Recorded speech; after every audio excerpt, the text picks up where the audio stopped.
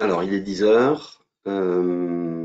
Bonjour, bienvenue à toutes et à tous et merci pour nous rejoindre pour ce webinaire de présentation du nouveau WinPay. Nous avons du côté SEGAP l'équipe qui est en charge des opérations autour de WinPay, que ce soit la formation et l'installation, avec Guy Alain, Nsimba et Cécile qui sont réunis autour d'un ordinateur, car ce sont eux qui vont faire la démo. Et moi-même, donc Patrice Morard, je suis le directeur du département logiciel de SEGAP.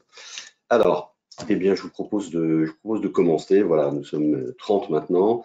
Une petite introduction rapide avec la présentation de SEGAP et le contexte et les points clés de ce nouveau WinPay qu'on va vous faire découvrir, et puis une démo au cours de laquelle on passera, en essayant d'être le plus vivant possible, des exemples de prise en charge et de mouvement sur cette application. Un mot pour rappeler qui nous sommes, SEGAP. Je pense que beaucoup d'entre vous nous connaissent. Nous sommes positionnés depuis plus de 25 ans comme prestataires auprès du secteur public, des trois fonctions publiques, avec nos trois métiers de formation, de logiciel et d'externalisation. Côté formation, nous sommes spécialisés sur toutes les questions de ressources humaines, avec plus de 7000 stagiaires formés chaque année. SEGAP est organisme de formation, donc sur des thématiques de métiers, réglementation, actualité, qualité de vie au travail, etc. etc. Les logiciels, nous avons trois logiciels. Indeline qui est dédié à la gestion du chômage, allocataires et ARE. WinPay que vous connaissez, donc PA Façon dans le contexte de la fonction publique d'État, et WinPay plus RH, notre nouvelle solution de gestion administrative et paie, toujours dans ce contexte de PA Façon, gestion administrative et paie intégrée, donc pour la fonction publique d'État. Et puis un métier d'externalisation où nous prenons en charge pour le compte des clients la gestion du risque chômage, évidemment en utilisant notre logiciel Indeline. Alors, notre métier de logiciel, donc je viens d'exposer, trois logiciels, Indeline, WinPay, WinPay plus RH, plus de 400 clients sur Indeline, WinPay, près de 300 clients aujourd'hui, et nous allons parler de ce redéveloppement que nous avons amorcé l'an dernier et fini cette année, et puis WinPay plus RH et CRH intégré avec une trentaine de clients aujourd'hui sur ce logiciel. Alors, le contexte dans lequel nous avons pensé le redéveloppement de WinPay, c'est le slide suivant. Pourquoi?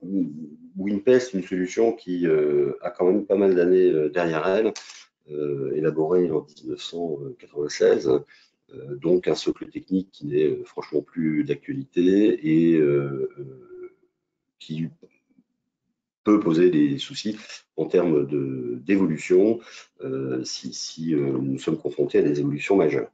Donc, nous avons imaginé dès 2022 de redévelopper en partant d'un socle technique moderne qui puisse nous apporter une sécurité adaptée aux enjeux actuels et futurs. Je crois que tout le monde voit cette actualité d'attaques qui sont menées, et notamment dans le secteur public.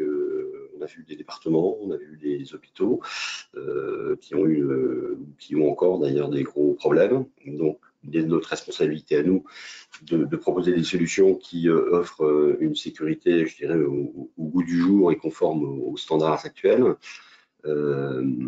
Nous avons voulu redévelopper en ayant toujours en tête le confort d'utilisation par les gestionnaires, donc une interface utilisateur encore simplifiée par rapport à celle de WinPay, plus moderne aussi et simplifiée. Et puis donc se donner la capacité à faire évoluer l'application pour répondre aux exigences à venir de la DGFiP. Et au moment où nous avons commencé le développement Nous n'avions pas les infos d'aujourd'hui, celles qui sont arrivées au cours de ce premier semestre nous confortent bien évidemment. On parlera un petit peu plus loin de cette fameuse DSN enrichie. Alors, quelques apports, et puis vous le verrez pendant la démo, une interface qui est épurée, avec une lisibilité vraiment accrue. On est sur aujourd'hui, avec ce nouveau WinPay, une interface moderne. Une cinématique qui est très sécurisante, puisque vous allez le voir, on est dans une logique de saisie guidée, donc ça simplifie quand même le travail. On peut évidemment donc mettre plusieurs budgets pour les établissements qui ont un budget séparé, État et budget propre. Une nouveauté par rapport à l'ancien WinPay, je vais devoir parler d'ancien maintenant, c'est la génération anticipée de mouvements de paie. L'équipe vous en parlera tout à l'heure. Et puis, là aussi, un des bénéfices du socle technique, c'est que nous sommes là en mesure, avec cette nouvelle application, de la proposer aussi bien en intranet, donc installée sur vos environnements, qu'en mode hébergé. Alors, si on regarde un tout petit peu la perspective, nous avons donc une application que nous avons développée depuis plusieurs années qui est WinPay plus RH, et CRH intégré, et qui est modulaire. Donc, on a un socle de gestion administrative épais, qui permet de faire l'ensemble de la carrière, l'ensemble des mouvements de paie découlant de mouvements de gestion administrative et des modules complémentaires c'est le service congé, de GPEC, de pilotage de masse salariale, etc. Et le choix que nous avons fait a été de repartir de ce socle de WinPay plus RH pour y mettre un module qui soit restreint à la partie paie, et donc nous l'appelons WinPay plus RH pré-liquidation. Donc le nouveau WinPay, c'est WinPay plus RH pré-liquidation, et donc avec cette partie paie sans la partie de gestion administrative. Ce choix pour nous était un choix, je dirais, et d'efficacité et de simplicité, puisque partant d'un socle existant que nous connaissons et qui a été fiabilisé depuis pas mal de temps, on prenait moins de risques en partant d'une page blanche, on gagnait du temps. La banquette qui est issue de l'outil est déjà homologuée, était homologuée en septembre 2020. Bref, ça nous permettait d'aller plus vite. Et par ailleurs, un des points forts de WinPay plus RH est son interface qui est tout à fait appréciée des utilisateurs. Donc, on a repris ces interfaces pour ce nouveau WinPay qui donc s'inscrit dans une logique de gamme et donc qui s'appelle WinPay plus RH pré-liquidation. Si on parle un tout petit peu d'historique, nous avons donc démarré ce développement en 2022. Vous voyez, tout en bas, je vous ai dit 96, c'est 1998 où WinPay a été conçu. Voilà, c'était au tout début d'Internet en France. Donc, lancement du projet de redéveloppement en 2022. Nous avons finalisé au cours du premier semestre l'ensemble des développements avec en parallèle une recette menée sur toute l'application. Pour le deuxième semestre, eh bien, nous allons commencer avec un client pilote qui va tester l'application en vrai, et puis les premiers déploiements sur le dernier quadrimestre ou le dernier trimestre de l'année. Et puis, dans les événements de l'année, il y a ces annonces qui ont été faites de DSN enrichi. On en reparlera un tout petit peu, mais également aussi une évolution importante sur la gestion des agents à l'étranger, qui va repasser dans le canal normal, la bande geste normale, alors qu'auparavant c'était la DSID à Nantes qui s'en occupait. Donc là aussi des évolutions à prendre en compte. Nous allons donc sans doute avoir une année, enfin nous l'espérons, intense en 2024 de déploiement, et notamment pour les clients qui sont soucieux de respecter les premières échéances de la DSN enrichie au 1er janvier 2025. Alors, deux mots sur cette DSN dite enrichie. Il y a deux choses là-dedans.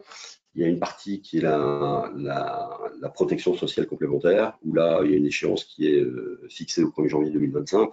Et celle-là, elle est ferme, elle est claire.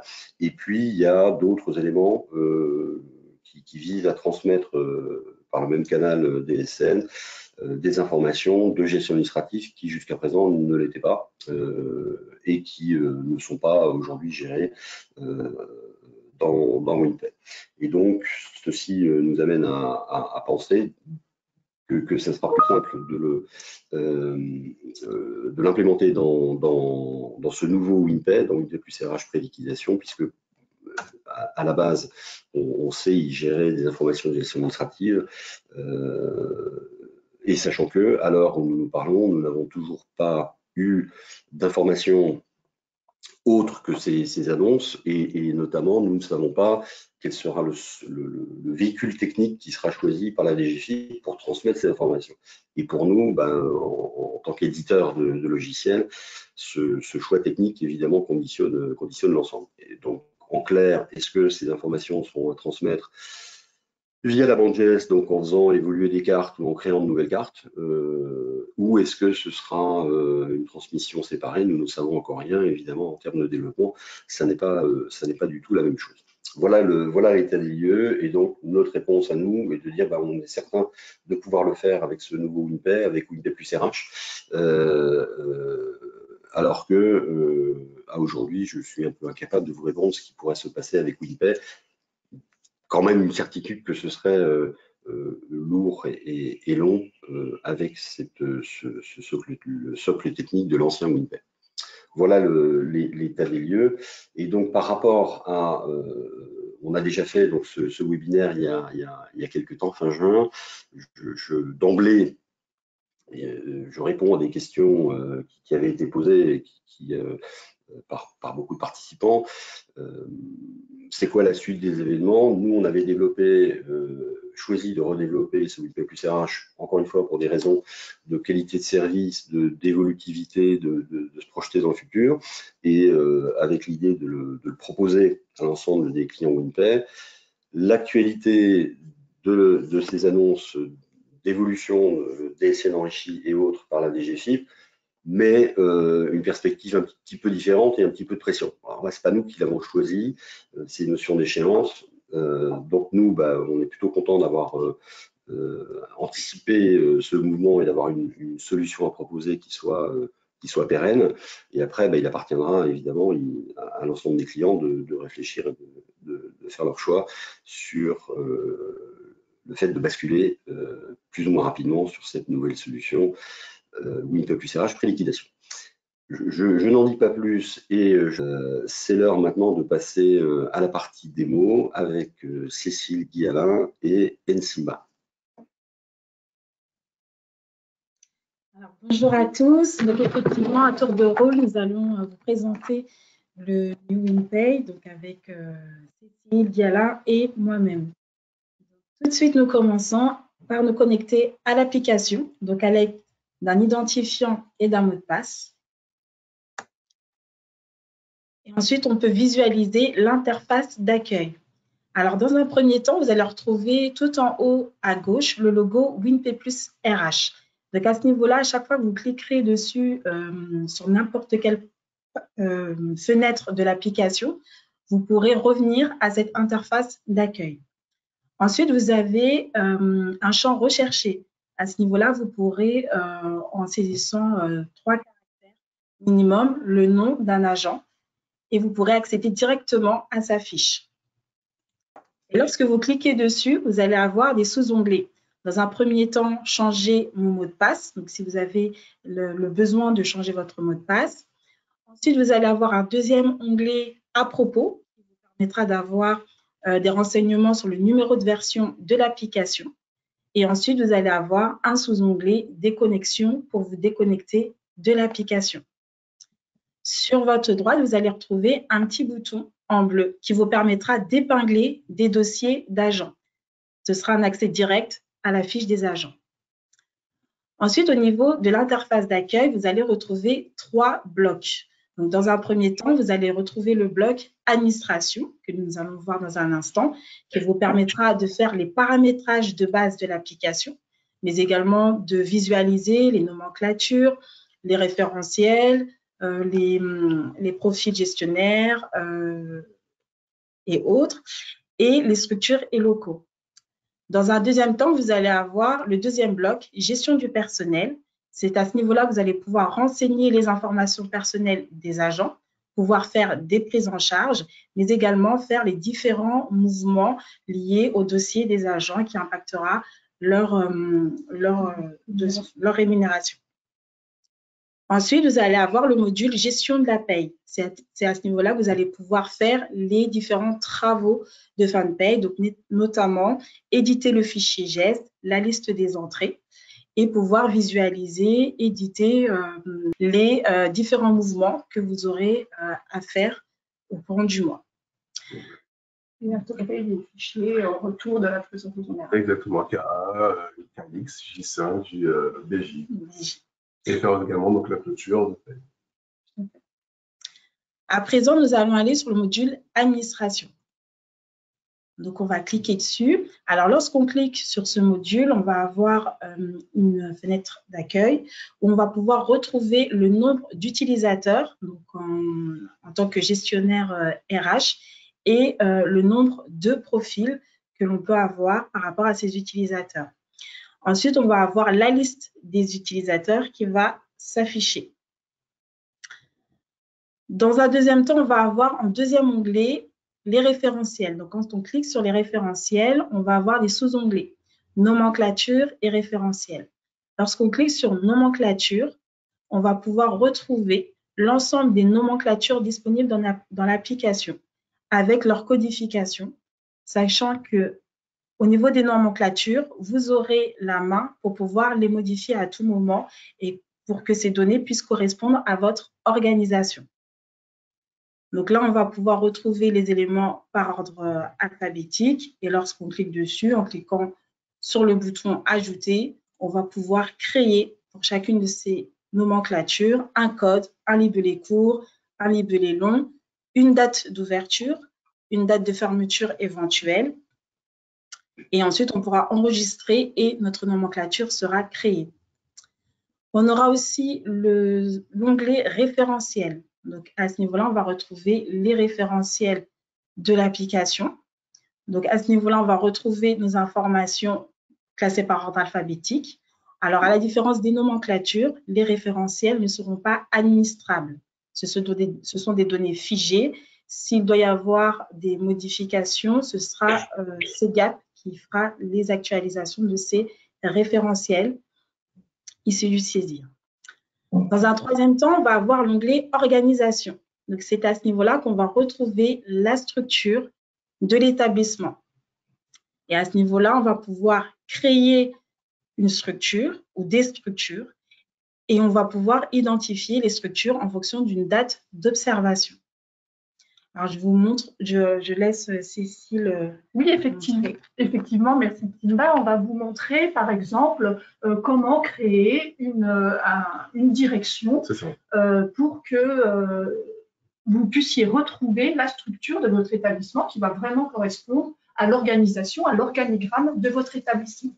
Alors, pour ça, c'est très simple. On va se rendre sur le petit bouton en bas, « Ajouter ». On va plutôt déjà aller créer la structure, effectivement.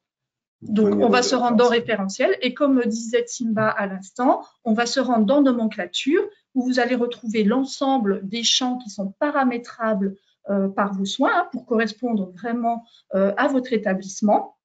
Et on va aller chercher donc type de structure. Alors, on a un petit module tout en haut recherché, si on veut. Et sinon, voilà, type de structure.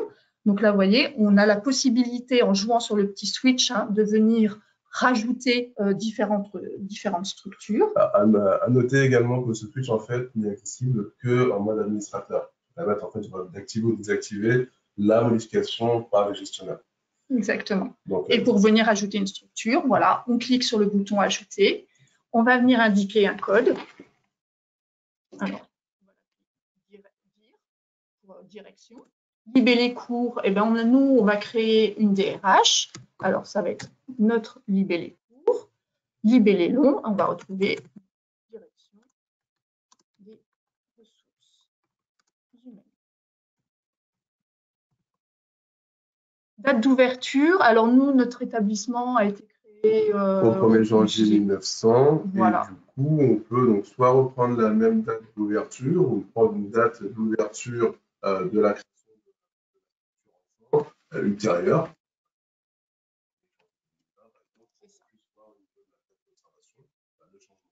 Voilà.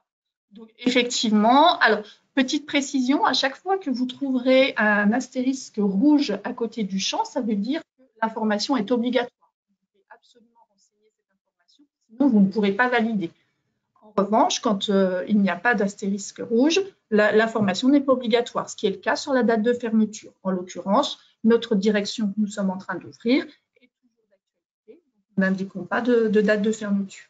Donc là, il suffit juste d'enregistrer. On retrouve bien notre structure qui est créée. On va donc pouvoir se rendre de nouveau dans l'onglet Organisation, retourner sur Structure, et cette fois-ci, venir créer notre direction des ressources humaines en cliquant sur le bouton Ajouter. En type de structure, cette fois-ci, on retrouve bien la direction qu'on vient de créer. On va pouvoir la sélectionner. Et comme vous le voyez, en fait, à chaque fois qu'on crée une information sur l'application, on est toujours aidé en fait d'un workflow. Donc là, en l'occurrence, on a 4 étapes. Donc la création de la structure, l'établissement, le rattachement de échéant, et donc le récap qui va en fait récapituler vraiment tout ce qu'on a donc saisi et ensuite donc validé. Donc code de la structure. Ça va être DRH. Libellé court, on va rester sur DRH. Libellé long, on retrouve notre direction des ressources humaines.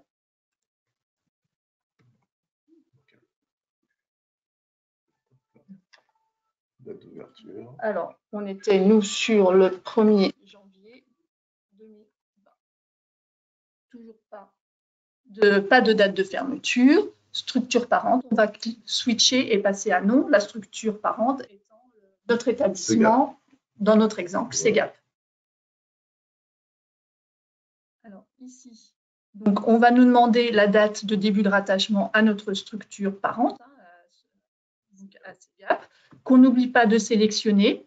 Il faut bien que vous la retrouviez ici dans le pavé situé en bas de votre page.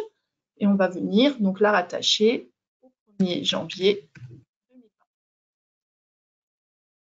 Toujours pas de date de fin de rattachement puisque notre structure continue à être rattachée à notre entité mère. Il faut savoir également qu'en termes de saisie, il y aura toujours en fait un contrôle d'opération.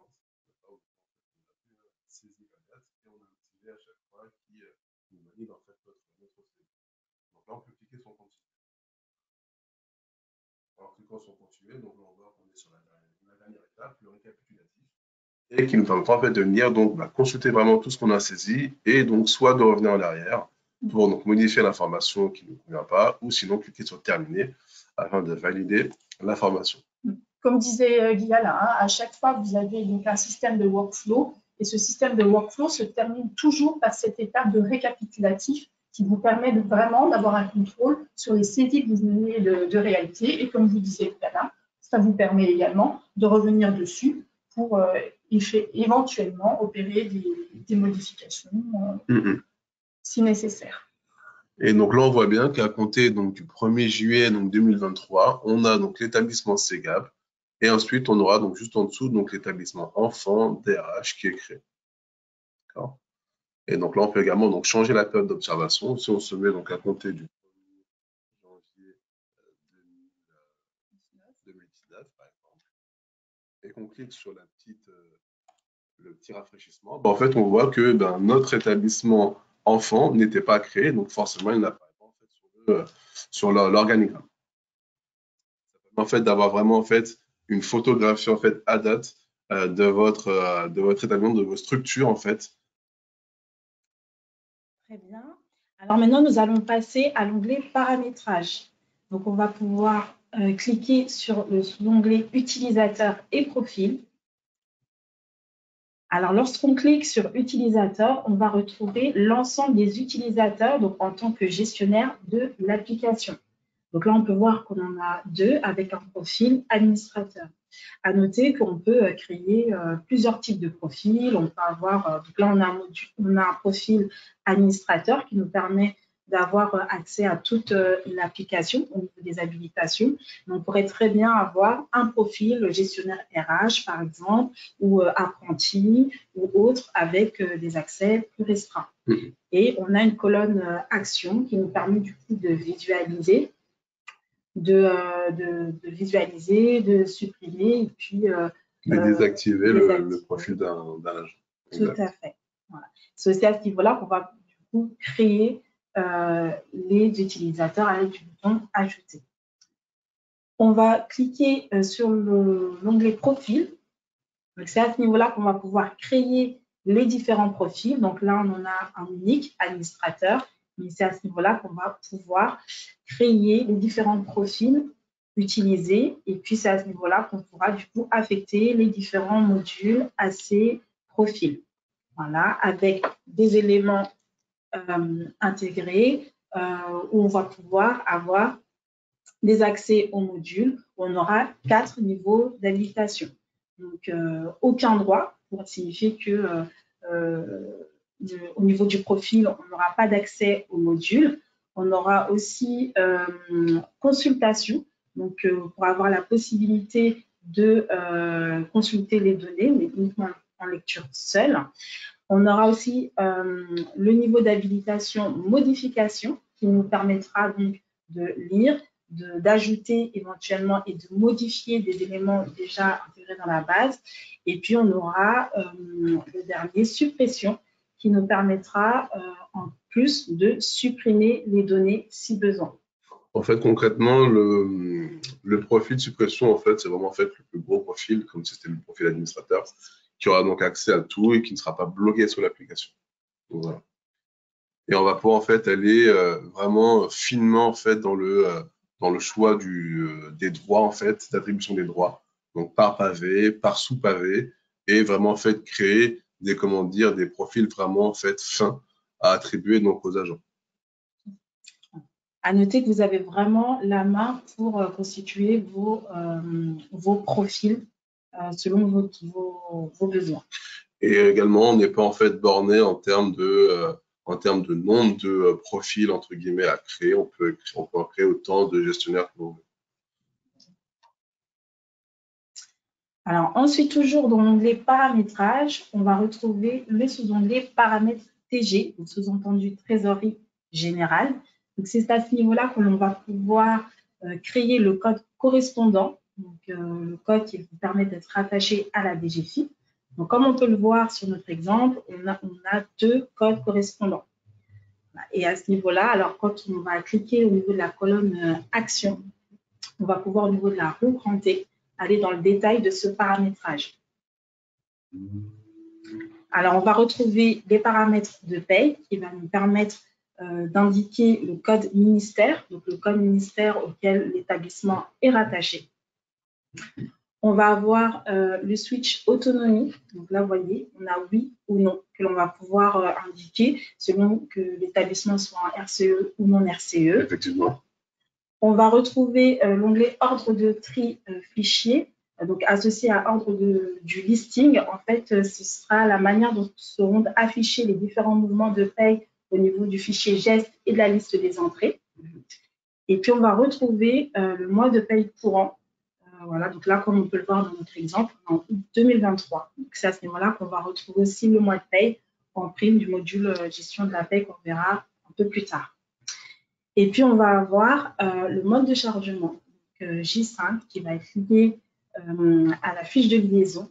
Et à ce niveau-là, on pourra paramétrer si on veut uniquement charger les informations liées au fichier retour de la DGFiP, donc uniquement les données liées aux prises en charge ou modifications donc, par rapport aux différents mouvements administratifs et prises en charge, ou bien des modifications mais sans les prises en charge.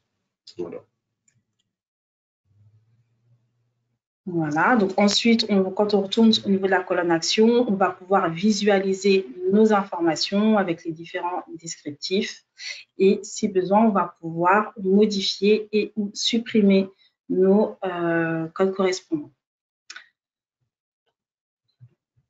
Donc, voilà pour le module administration. Ensuite, on va avoir le module gestion du personnel. Alors, par rapport au module gestion du personnel, donc c'est à ce niveau-là qu'on pourra faire l'ensemble des mouvements liés aux agents.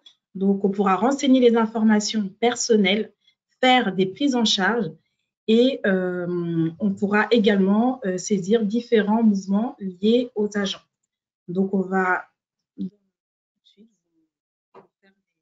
La petite démo. Voilà. Dans ce module-là, en fait, comme Timbal le disait, on va pouvoir, en fait, dans un premier temps, créer, en fait, donc, des individus. En fait, il faut savoir que donc, dans ce nouveau WinPay, on va d'abord créer donc, les individus, d'accord, donc leurs informations personnelles, et ensuite donc, les prendre en charge. Pourquoi? Parce qu'en fait, derrière, on peut donc anticiper donc, la création des individus et par la suite, en fait, donc, les prendre en charge. Donc là, du coup, ce qu'on va vous proposer, c'est en fait de faire donc deux prises en charge, donc deux créations d'agents. D'accord. Donc là, on voit qu'ici, en cliquant sur l'onglet donc gestion du personnel, on arrive ici sur la page d'accueil de cet onglet-là, qui va en fait retracer donc le nombre d'individus qui sont créés sur l'application. Donc avec dans une première colonne, pardon, le matricule qui est renseigné, le nom, prénom, et ensuite, donc, dans la colonne action, on peut donc visualiser directement le dossier de l'agent.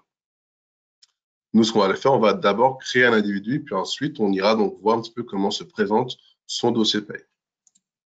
Donc, c'est pour ça qu'on a donc le deuxième onglet individu, qui permet en fait de venir rechercher un individu, créer un nouvel individu, ou donc faire donc de la gestion collective. En cliquant donc sur nouvel individu, donc, effectivement, on va vous proposer de prendre en charge un nouvel individu dans notre établissement. Et dans notre exemple, il va s'agir donc d'un professeur d'université. Alors, on arrive donc sur cette première page du workflow. Espèce, nous sommes en paye du mois d'août. Exact. Et notre agent va donc arriver à compter du 1er août 2023. Ensuite, on va devoir indiquer son numéro de sécurité sociale. 62, 11, 31, 555, 123. Alors, comme dans le WinPay actuel, vous avez un contrôle sur la cohérence, sur l'exactitude de votre numéro de sécurité sociale. En validant si vous avez commis une erreur dans cette saisie, vous ne pourrez pas passer à l'étape suivante. Exactement. Et comme vous le voyez, en fait, sur la droite, on a en fait un petit switch type INSEE. Donc là, en fait, il a détecté que c'est un INSEE entre guillemets normal. Donc, c'est forcément en fait un INSEE définitif. Si vous avez donc à saisir un code INSEE qui est entre guillemets donc provisoire, et bien, en fait, d'office, WinPay plus RH préliquidation va en fait donc détecter que c'est un INSEE provisoire et vous aurez en fait le petit switch qui sera en fait donc basé sur provisoire. Donc là, on va pouvoir passer à l'étape suivante en cliquant sur Continuer. On arrive donc à la deuxième étape du workflow où on va renseigner donc l'état civil de notre agent. Donc, il s'agit d'une dame donc, qui s'appelle Madame Loiseau. Je suis en majuscule. Donc, tout à fait, possibilité d'indiquer des caractères spéciaux. L'outil prend tout à fait donc les apostrophes. Nom patronymique, Birouzi. Ensuite, on indique son prénom. Notre agent s'appelle Marie-Pierre. Je n'ai pas d'autre prénom, ce n'est pas une donnée obligatoire, on ne retrouve pas notre astérisque, donc je vais pouvoir passer au champ suivant. Donc sa date de naissance, elle est née le 4 novembre 1962.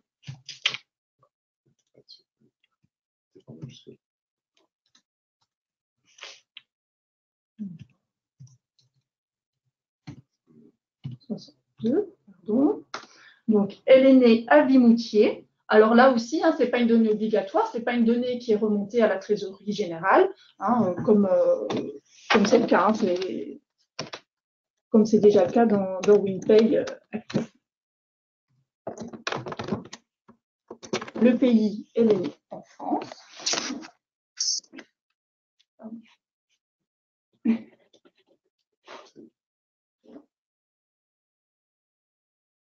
Elle est née en France. 31. Haute-Garonne. Sa nationalité, elle est française. Donc, on a notre switch Union européenne qui reconnaît le pays, donc qui se met automatiquement sur oui. Situation familiale, dans notre exemple, notre agent est marié.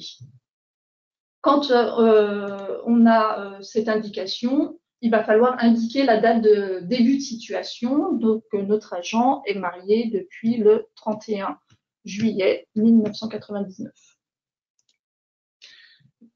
En revanche, si vous indiquez que votre agent est célibataire, cette donnée, bien évidemment, ne sera pas obligatoire. Le petit astérisque rouge n'apparaîtra pas.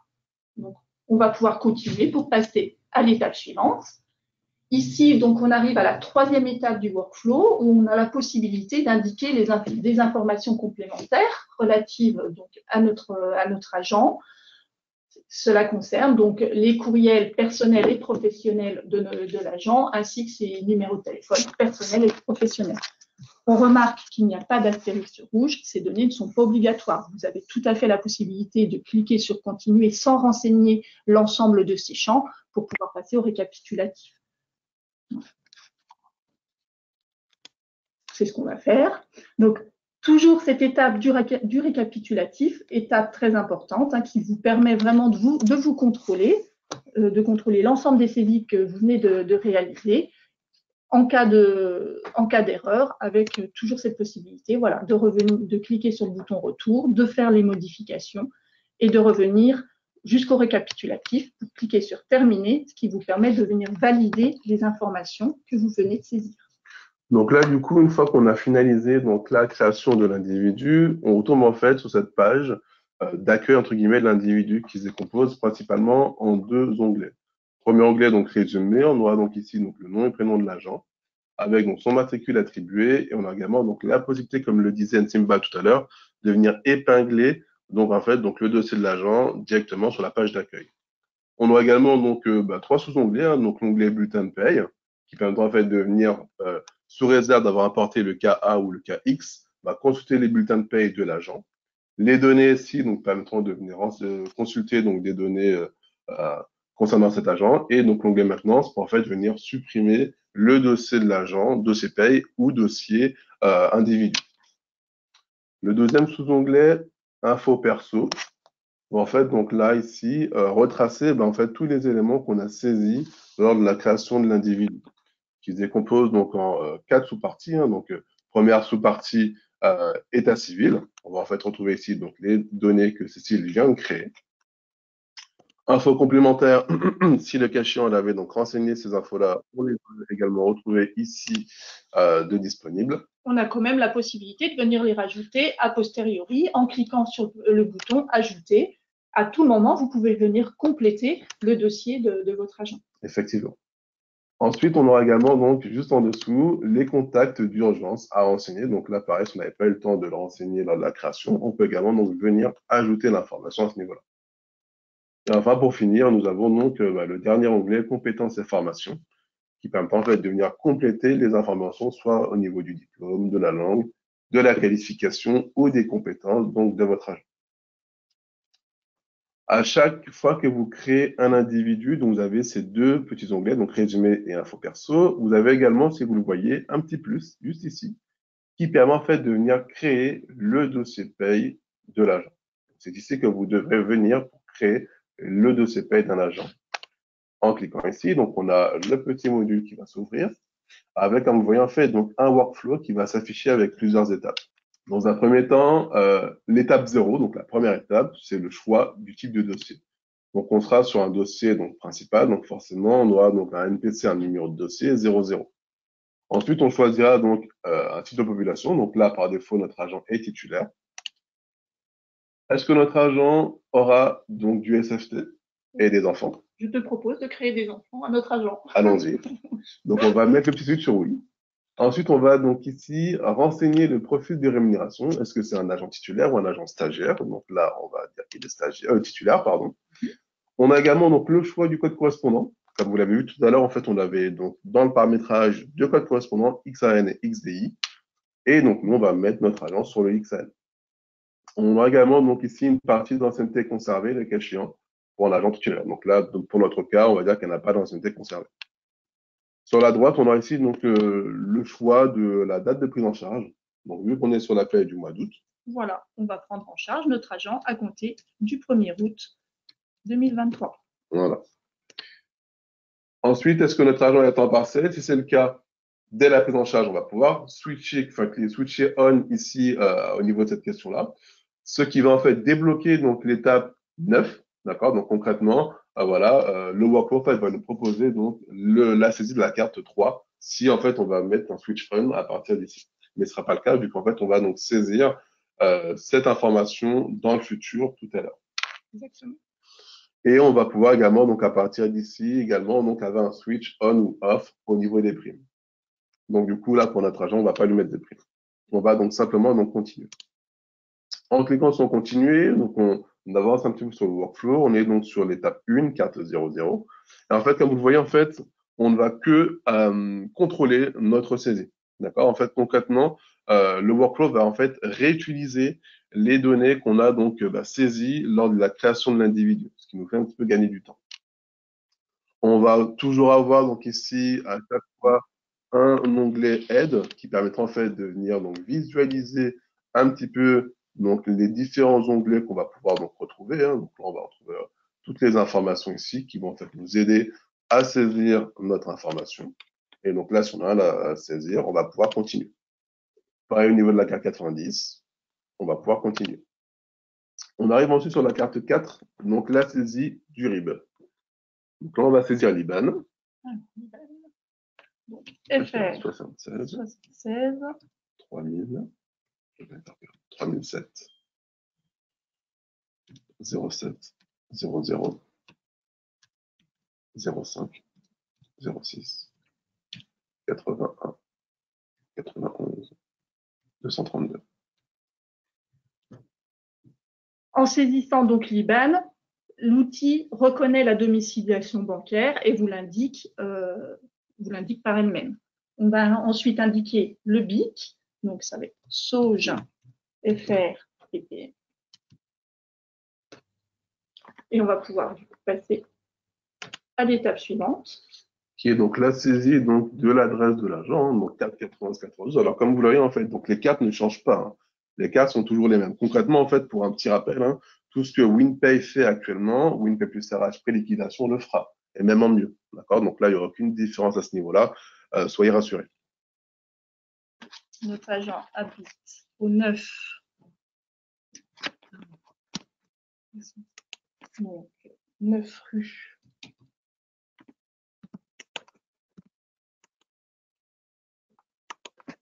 Maurice Mallet. Je n'ai pas de complément d'adresse ni de lieu dit. Hein, on a tout à fait la possibilité de le saisir. Code postal 92 130. Et en indiquant le code postal, pareil, l'application va me proposer la ville correspondant à ce code postal. Si vous avez plusieurs villes qui correspondent au même code postal, hein, vous aurez donc une liste de villes. Vous n'aurez donc qu'à sélectionner. Exact. Au niveau de la nature, en fait, donc il existe en fait une table également au niveau de la nature. Comme vous voyez, en fait, on va en fait retrouver ici donc vraiment toute la table, la totalité en fait de la table nature. Donc concrètement, au niveau de la saisie de la 492, vous n'aurez pas de rejet à ce niveau-là. Non. On va pouvoir ensuite donc continuer. On arrive ensuite donc sur l'étape suivante, donc l'étape 5, qui est donc la création de la carte 1, qui va en fait reprendre donc la date d'effet, donc au 1er août. C'est bon.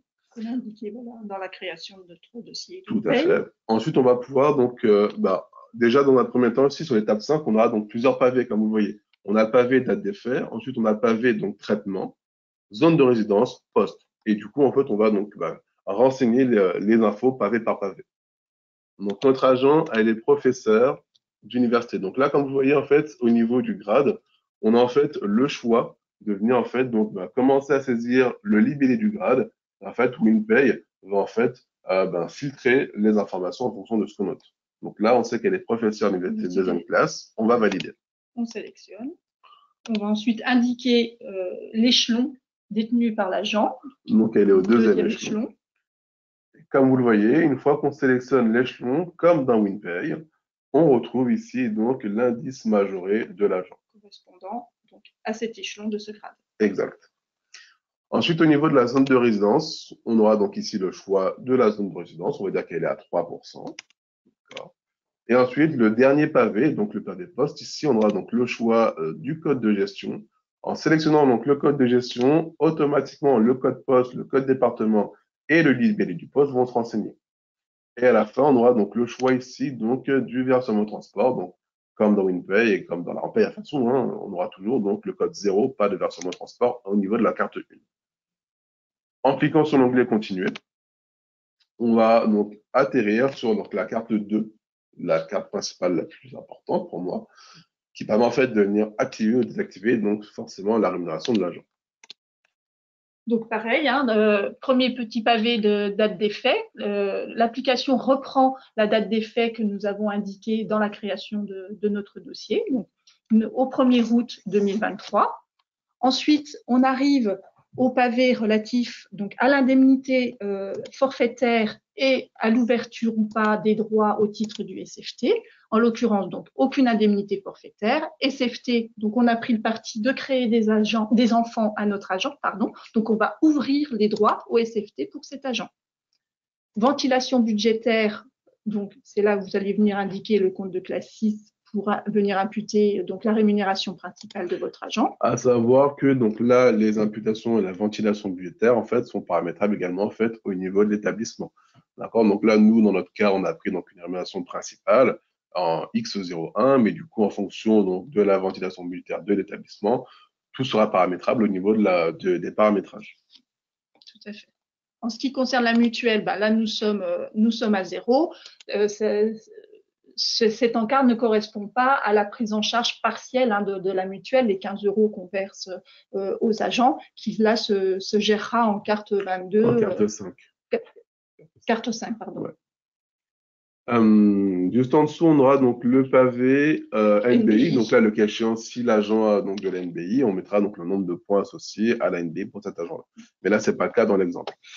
Ensuite, on aura donc le pavé suivant, donc profil de cotisation. Exactement. Donc l'outil va vous proposer l'ensemble des profils de cotisation par rapport donc au statut de votre agent, en ayant bien évidemment la possibilité de venir modifier ces profils de cotisation proposés par l'outil si nécessaire. C'est vrai qu'ils sont proposés par défaut, mais du coup, si en fait ils ne correspondent pas en fait vraiment aux informations à renseigner, en fait, vous avez toujours donc la possibilité en fait de venir en fait modifier l'information. Donc là, il faut savoir en fait que toutes ces codifications sont vraiment réglementaires et que du coup, en fait, elles sont vraiment partie en fait de la codification de la paix à façon. Il n'y aura pas de souci à ce niveau-là. Voilà. Et enfin, on retrouve le bloc relatif à la fin de situation. Là, on va la laisser vide puisque nous sommes en train de prendre en charge un agent titulaire, donc nous n'avons pas à renseigner de date de fin de situation. Mais si on avait pris un agent donc contractuel, une bêtise contractuelle sur 6 mois, on aurait très bien pu, dès la prise en charge comme dans WinPay, renseigner une date de fin de situation et un code de fin de situation, le cas échéant. C'est ce qu'on fera dans le prochain exemple, dans la prise en charge de notre agent d'accueil. Oui, par exemple. OK. Donc là, on va ensuite cliquer sur donc l'onglet Continuer pour en fait passer à l'étape suivante. Donc là, WinPay, enfin le workflow plutôt, nous propose maintenant donc l'étape 7, donc la création de la carte 9C et 9D. Pourquoi? Parce que du coup, au final, on a donc dès la première étape dit que notre agent aurait donc des enfants et donc du SFT. C'est pour ça en fait qu'il nous propose l'étape 7. Si on avait donc mis non, et ben en fait forcément on serait passé donc au récapitulatif, étant donné en fait qu'il aurait entre guillemets en fait donc switché toutes ces cartes-là, étant donné en fait qu'on n'aurait pas renseigné l'information en première étape. Exactement. Donc là, on va devoir renseigner en carte 9C la situation familiale de notre agent. Nous avons indiqué que notre agent était marié. Droit aux prestations, c'est toujours à 0, hein, donc l'application vous le propose par défaut. Et code pareil, code de prise en charge, l'application détecte que nous sommes dans le cadre d'une création, donc l'application vous le propose également. L'information est déjà renseignée. Ensuite, on va passer à la carte 9G, donc carte relative vraiment aux informations des enfants. Pareil, la date des faits est déjà renseignée, hein, mais vous avez la possibilité d'avoir la main dessus. Hein. Nous sommes en paye d'août 2023. On va venir ensuite indiquer donc le prénom de l'enfant. Donc là, en l'occurrence, Lucas. Date de naissance, il est né le 20 février 2018. Code enfant, il s'agit d'un enfant de moins de 16 ans. Code de prise en charge, c'est une création. Numéro d'ordre, alors nous, ça va être 1. Code de prise en charge, donc c'est un enfant à charge au titre du SFT.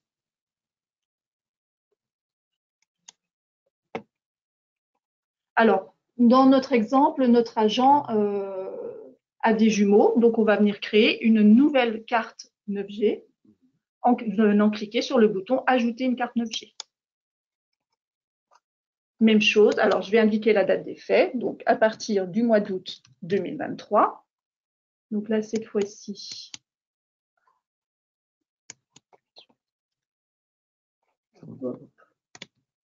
donc il s'agit de Manon. Date de naissance, alors ce sont des jumeaux, donc elle est née le même jour, le 20 février 2018. Code enfant, enfant de moins de 16 ans. C'est une création. Alors là, cette fois-ci, il s'agit de naissance multiple, donc on va être sur un numéro d'ordre 2. Code de prise en charge au titre du SFT et des prestations familiales. On va pouvoir ensuite cliquer sur « Continuer » et on arrive donc à la dernière étape de notre workflow, donc l'étape numéro 11, c'est-à-dire au récapitulatif. Comme vous l'avez vu, on est passé de l'étape 7 à l'étape 11 directement. Pourquoi? Parce que l'étape 8 correspond à la saisie des cartes REM précalculées, donc les cartes 40, 41, 42 et 45. Ce n'est pas le cas, notre agent n'est pas au forfait. La carte 3 pour tout ce qui est en partiel, donc là, ce n'est pas le cas. Et donc, vu qu'on a dit lors de la première étape que notre agent n'aura pas d'indemnité, donc en fait, pareil, il a donc switché l'étape 10 concernant donc les cartes indemnités, donc cartes 5, 7, 20 et 22. C'est ça qu'il est passé de l'étape 7 à l'étape 11 directement. Donc, comme disait Cécile, on va en fait retrouver ici, on va en fait toute notre saisie, concrètement, en récap. Et on va pouvoir, donc, dans un premier temps, donc déjà vérifier nos informations. Si on s'aperçoit qu'il y a une faute ou autre, donc là, je me suis trompé au niveau de l'échelon, j'ai la possibilité, en fait, de retourner en arrière et, en fait, d'aller à nouveau, en fait, donc, consulter et modifier mes cartes. Une fois que tout est OK, on va pouvoir cliquer sur le bouton « Terminer » pour enregistrer l'ensemble des informations que nous venons de saisir.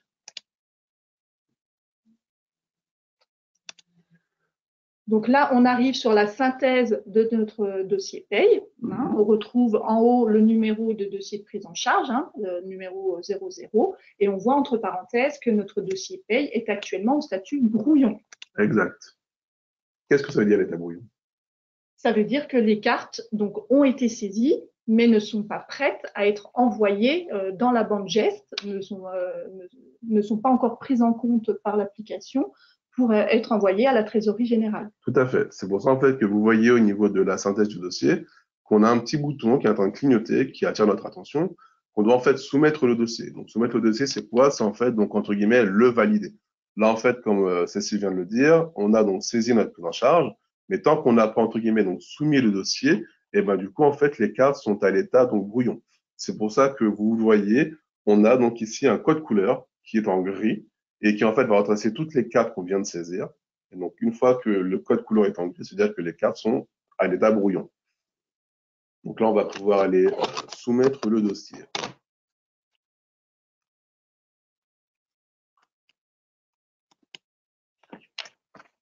Hop là. Donc là, en cliquant sur soumettre le dossier, on a une question, est-ce que vous voulez soumettre ou non, oui ou non le dossier? On va cliquer sur oui. En le soumettant, comme vous le voyez, on a donc les cartes qui passent à l'état donc orange, d'accord, prête à l'envoi. Alors, il faut savoir en fait que dans le dossier paye de l'agent, on aura en fait donc plusieurs sous-onglets. Dans un premier temps, on aura encore une fois donc l'onglet épinglé pour épingler le dossier sur la page d'accueil et l'onglet clôturé pour clôturer le dossier paye. On a ensuite donc juste en dessous plusieurs sous-onglets. Premier sous-onglet, donc la synthèse, qui va se décomposer en 3 sous-onglets. Situation actuelle, mouvement du mois, consultation des cartes. Donc, au niveau du premier onglet, situation actuelle, il va se décomposer en fait en 4 parties. Information personnelle, situation administrative, acompte, indemnité. Donc là, comme on le voit, en fait, on a donc dans chaque pavé un tableau qui se décompose en 4 colonnes, donc date d'effet, carte, détail, action. Et en fait, ici, on va retrouver vraiment en fait toutes les cartes qui ont été créées automatiquement lors de la prise en charge, avec donc la date d'effet donc concernant le mois d'août, le numéro des cartes, avec donc le code couleur qui est associé. Si jamais vous avez une difficulté au tout début de savoir quelle couleur correspond à quoi, vous pouvez en fait donc passer le curseur sur en fait donc la couleur et vous avez une petite bulle qui apparaît. Avec ensuite en troisième colonne donc le détail et enfin donc la dernière colonne action qui va en fait de visualiser en fait donc la carte. Et donc en fait à chaque fois que vous avez une carte qui est créée, vous avez donc l'information qui est retranscrite au niveau donc du pavé associé. L'onglet mouvement du mois en fait va retracer tous les mouvements du mois concernant en fait cet agent-là. Et consultation des cartes, en fait, on va pouvoir en fait retrouver donc les consultations des cartes qu'on a donc saisies à l'instant. L'onglet suivant, information générale. On va en fait retrouver ici donc les informations génériques d'accord de l'agent. Donc typique date de prise en charge, numéro de dossier, le type de population, profil de rémunération, code correspondant et l'ancienneté conservée. On a la possibilité à partir d'ici de venir modifier une information le cas échéant. Juste en dessous, on aura donc l'onglet mouvement. Cet onglet mouvement va vous permettre de venir chaque mois saisir les mouvements relatifs à vos agents en cas de modification, soit des informations personnelles de votre agent, un changement dans la situation familiale, un changement d'adresse, etc.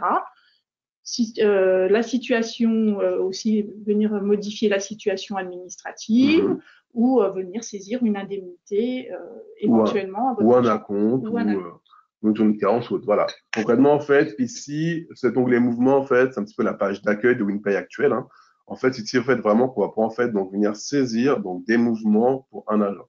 Dans WinPay actuelle, on va en fait d'abord cliquer sur la carte et après appeler l'agent. Ici, en fait, on fera l'inverse. On va aller sur le dossier de paye de l'agent et ensuite, donc, dans l'onglet mouvement pour lui saisir ces cartes, ces mouvements. Donc, dans cet onglet mouvement, on va avoir donc 3 sous-onglets à nouveau. Hein. Donc, création de carte, historique, suivi des demandes. Comme vous voyez, sur le premier onglet, on aura encore une fois donc nos 4 pavés, donc info perso, situation administrative, acompte et indemnité. Imaginons que là, j'ai besoin en fait de saisir, on va dire, donc un temps partiel pour mon agent à compter du 1er septembre. D'accord? J'ai l'information, je vais pouvoir en fait donc saisir mon information donc en amont. Alors, donc là, un temps partiel, c'est, comme vous le savez, une carte 3. Donc, du coup, je vais me rendre sur le pavé situation administrative et je vais pouvoir, donc, en cliquant sur donc, la colonne action donc, de la carte 3 intitulée temps partiel, sur le petit plus, en fait, j'aurai donc ici une cinématographie en fait, qui me permettra en fait, de venir en fait, créer ma carte 3 avec une date d'effet. Donc là, on va dire qu'il y a une date d'effet au 1er septembre 2023. Voilà, on va faire donc un mouvement par anticipation. Ensuite, on aura donc le choix du type de temps partiel. Comme vous le voyez, en fait, sur une RH pré-liquidation, on a en fait donc les derniers référentiels en fait, concernant le type de temps partiel. Hein. Donc, on va dire que c'est un type de temps partiel TE. Attends, je vais prendre. Hop là, elle est très sensible. Ensuite, on va donc déterminer donc, le nombre d'heures. Donc, on va dire que notre agent est à 80%. Donc, le numérateur, ce sera 6. Et donc, le dénominateur, donc le temps théorique, ce sera 7. Donc, vous savez, donc 80%, on est donc saisi en 6/7. On a également donc toujours au niveau de la saisie des cartes, toujours cet onglet donc aide qui permettra en fait de venir donc vous aider à la saisie. d'accord, de vos cartes. Quoi qu'il aille, ce bouton, un petit peu partout, comme dans WinPay actuel, hein, en fait, vous avez donc toujours ce bouton d'actif et de présent. Donc là, je vais cliquer sur Terminer. En cliquant sur Terminer, en haut à droite, j'ai une petite information qui me dit que ma carte a été enregistrée avec succès. Maintenant, ce n'est pas fini. Là, donc, j'ai créé ma carte. D'accord? En fait, vu qu'on peut saisir des cartes en avance, par anticipation, il faut en fait surtout ne pas oublier en fait d'aller donc valider la carte. Parce qu'en fait, actuellement, elle est donc à l'état brouillon. Un petit peu comme la prise en charge qu'on vient de faire tout à l'heure. À chaque fois que vous saisissez un mouvement, vous allez ensuite devoir vous rendre suivi des demandes. Et c'est à cet endroit que vous allez retrouver la saisie que vous venez de réaliser et que vous allez devoir donc venir. Vous aurez la possibilité dans la colonne action de la visualiser, de la modifier le cas échéant, de la supprimer, mais la plupart du temps de venir la valider. Exact. Et c'est pour ça également que vous voyez que pour l'instant, notre carte dans l'onglet suivi des demandes est à l'état BR, donc l'état brouillon. D'accord? Pour qu'elle passe donc à l'état prêt à envoyer, comme tout à l'heure, on va en fait cliquer sur le petit onglet avec le petit avion en papier qui permet en fait de venir soumettre la carte et donc de la passer à l'état prêt à l'envoi. À la question, on va cliquer sur oui. Et donc, du coup, donc là, j'ai l'information que notre carte est passée en statut attente. Pourquoi est-elle passée en statut attente? On va pouvoir la retrouver dans Mouvement du mois. D'abord. Oui, aussi, également. Voilà.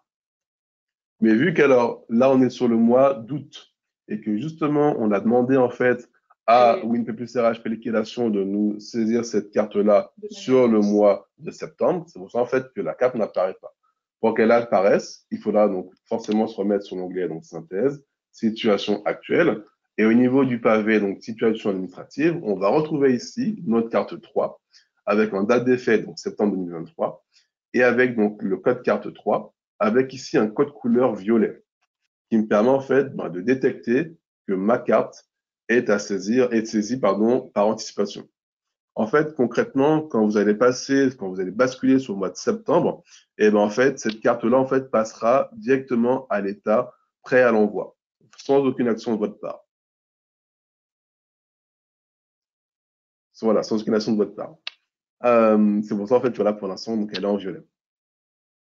Donc, on a un autre code couleur dont on n'a pas encore parlé. Une fois que vous aurez généré votre fichier GEF et donc envoyé vos écritures à la trésorerie générale, toutes ces écritures que vous avez actuellement en orange, donc qui pour le moment sont prêts à l'envoi, deviendront vertes. Ça veut dire qu'elles seront parties à la trésorerie générale, elles ont été envoyées et dès lors que vos écritures ont été envoyées à la trésorerie générale, vous n'avez plus la possibilité de venir les modifier, les supprimer, etc.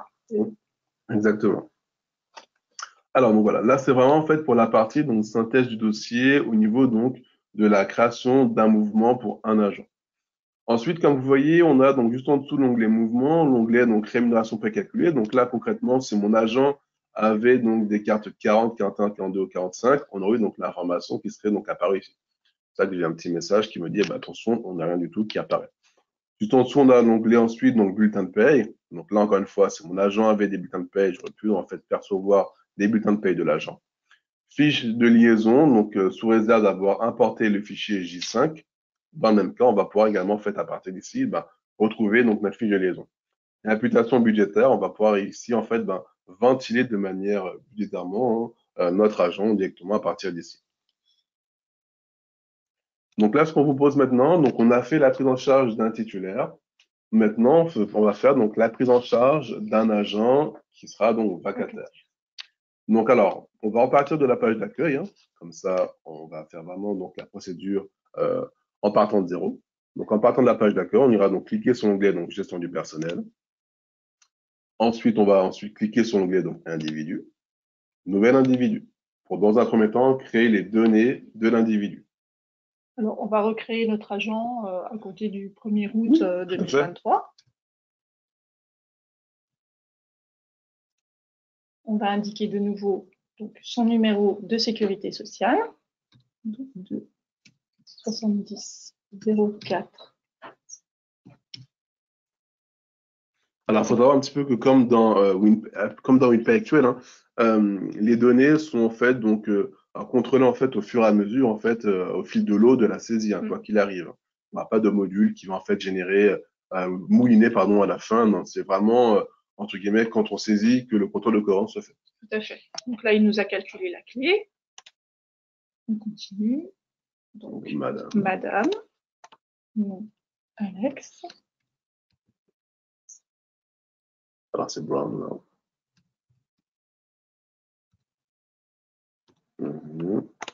Prénom, Christelle. Elle est née le...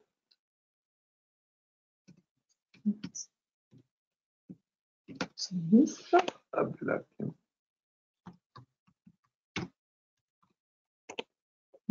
En France, département 87. Haute-Vienne. Elle est de nationalité française. Donc, on a le switch témoin UE qui s'active sur oui. Et là, elle est célibataire. Elle est célibataire. Et vous voyez qu'on n'a plus l'astérisque rouge, on n'a pas besoin d'indiquer la date de début de situation.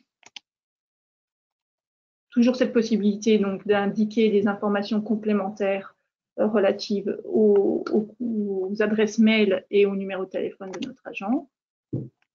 Et donc là, on aura donc le récapitulatif à la fin pour contrôler notre saisie, puis donc terminer le cas échéant. Là, on a terminé. Donc en terminant, il nous a entre guillemets créé la fiche individuelle de notre agent. Et du coup, on va pouvoir maintenant créer le dossier paye de l'agent. Comment on fait? Comme tout à l'heure, on va se rendre à côté de l'onglet Info perso et on va cliquer sur le plus pour créer le dossier paye. Donc là, dans un premier temps, on va indiquer le numéro de prise en charge de notre dossier. On est dans un premier dossier, donc on est sur le dossier 00. On va ensuite indiquer le type de population. Donc là, nous sommes en train de recruter un vacataire.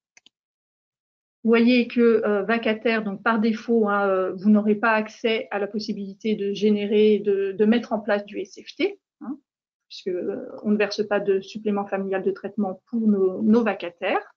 Profil de rémunération, il vous propose donc vacataire de service. On va ensuite indiquer le code correspondant, et ici, on va indiquer la date de prise en charge de notre agent. Donc, nous sommes toujours sur le 1er août 2023. Pareil, on n'a pas le switch relatif au temps partiel n'est pas accessible, puisque nos vacataires ne peuvent pas être à temps partiel. En carte 00, donc là, étape 1, en fait, c'est que du contrôle au final, comme on le disait. Donc du coup, on va pouvoir, donc, à partir de là, en fait, donc, contrôler notre saisie, puis donc valider simplement. Donc là, pareil, étape 2, 490, prendre le nom patronymique. Je vais pouvoir donc continuer, nom de naissance. Ensuite, donc, on attaquera donc la carte 4 à partir de là, donc la saisie des informations bancaires. 60, 01, 60, 85, 02, 28, 16. Alors, à noter que les infos que l'on renseigne ici sont des données vraiment, entre guillemets, fictives. Ensuite, le BIC, Agri, FR, PP. Et donc là, comme vous voyez, au final, donc la domiciliation bancaire a été donc vraiment donc renseignée automatiquement. On va pouvoir donc IBAN, tout à fait. Valider et continuer. Alors, notre agent habite 8. Alors, 8 rue de la Paix, 75 008. Et donc là, il va nous proposer Paris. Voilà. Et par défaut, pays, la France. Alors, on arrive ensuite donc, sur la carte 01. Date d'effet, encore une fois, l'application nous reprend automatiquement la date d'effet renseignée lors de la création de notre dossier, donc le 1er août 2023. Ensuite, il nous demande le grade. Nous sommes toujours dans le cadre d'un recrutement de vacataires. Donc, par défaut, comme nous sommes sur un agent, sur un vacataire, par défaut, le champ relatif à l'échelon est sur 0,0. Pareil pour l'indice majoré, on n'aura pas non plus en fait d'indices majorés qui vont en fait pouvoir en fait être saisis à partir de là. Oui, on n'a pas la main. Vu que les vacataires sont surtout régis par des cartes 20 au niveau de des indemnités.